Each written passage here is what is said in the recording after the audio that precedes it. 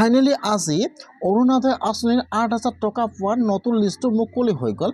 যিসকলে ২০ ফেব্ৰুৱাৰী তাৰিখে অৰুণোদয় আঁচনিৰ পইচা ৮,০০০ টকা লাভ কৰিব, আজি কিন্তু অৰুণোদয় আঁচনিৰ নতুন লিষ্টটো মুকলি হৈ গ'ল।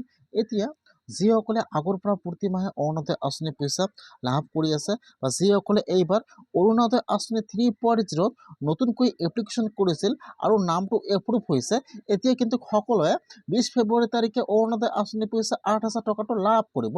যিহেতু আজি অৰুণোদয় আঁচনিৰ নতুন লিষ্টটো মুকলি হৈ গৈছে, কেনেকুৱাকৈ আপোনালোকে অৰুণোদয় আঁচনিৰ ৮,০০০ টকা পোৱা লিষ্টটো চেক কৰিব লাগিব যে আপোনালোকৰ লিষ্টত নামটো আহিছে নে অহা নাই। যদি আপোনালোকৰ অৰুণোদয় আঁচনিৰ সেইটো লিষ্টত নাম আহিছে, তেনেহ'লে কিন্তু আপোনালোকে অৰুণোদয় আঁচনিৰ পইচা ৮,০০০ টকা লাভ কৰিব ২০ ফেব্ৰুৱাৰী তাৰিখে। আৰু যদি আপোনালোকৰ নামটো সেইটো লিষ্টত অহা নাই, তেনেহ'লে কিন্তু আপোনালোকে অৰুণোদয় আঁচনিৰ পইচা লাভ নকৰিব। সেইকাৰণে আপোনালোকে ফাৰ্ষ্ট কিন্তু অৰুণোদয় আঁচনিৰ নতুন লিষ্টটো চেক কৰিব লাগিব যে আপোনালোকৰ লিষ্টত নামটো আহিছে নে অহা নাই। এতিয়া আপোনালোকে কেনেকুৱাকৈ অৰুণোদয় আঁচনিৰ লিষ্টটো চেক কৰিব যে আপোনালোকৰ লিষ্টত নামটো আহিছে নে অহা নাই, অথবা কিন্তু আপোনালোকে এইবাৰ অৰুণোদয় আঁচনিৰ পইচাটো লাভ কৰিবলৈ হ'লে এতিয়া আপোনালোকে অৰুণোদয় আঁচনিৰ EKYC সম্পূৰ্ণ কৰিব লাগিব, নহ'লে কিন্তু আপোনালোকৰ একাউণ্টত অৰুণোদয় আঁচনিৰ পইচা ৮,০০০ টকা নোসোমাব। এতিয়া কেনেকুৱাকৈ আপোনালোকে অৰুণোদয় আঁচনিৰ লিষ্টটো চেক কৰিব সেইটোও দেখুৱাই দি আছোঁ। এতিয়া আপোনালোকে কি EKYC কৰিব লাগিব সেইটোও দেখুৱাই দি আছোঁ। আপোনালোকে সম্পূৰ্ণ প্ৰচেছ জানি লওক। অৰুণোদয় আঁচনিৰ ৮,০০০ টকাটো পাবলৈ হ'লে এতিয়া আপোনালোকে কিন্তু EKYC সম্পূৰ্ণ কৰিব লাগিব। অৰুণোদয় আঁচনিৰ ৮,০০০ টকাটো পাবলৈ হ'লে এতিয়া আপোনালোকে অৰুণোদয় আঁচনিৰ কি EKYC সম্পূৰ্ণ কৰিব লাগিব জানি লওক ফাৰ্ষ্ট সেইটো।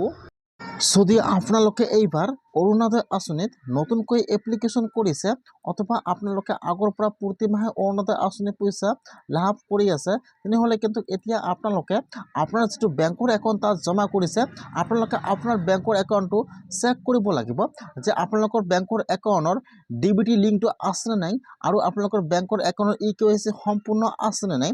যদি আপোনালোকৰ বেংকৰ একাউণ্টৰ DBT লিংক নাথাকে, তেনেহ'লে কিন্তু আপোনালোকৰ পইচাটো পেণ্ডিং হৈ থাকিব, আপোনালোকৰ একাউণ্টত পইচাটো নোসোমাব। সেইকাৰণে কিন্তু আপোনালোকে ফাৰ্ষ্ট সেইটো বস্তু চেক কৰিব লাগিব। যিসকলৰ DBT লিংক নাই সেইসকলে আজিয়ে NPC অফিচৰ অফিচত আজি আপোনালোকে আপোনাৰ DBT লিংক কৰি লওক আৰু আপোনালোকে আপোনাৰ একাউণ্টটো চেক কৰক যে আপোনালোকৰ একাউণ্টৰ EKYC সম্পূৰ্ণ আছেনে নাই।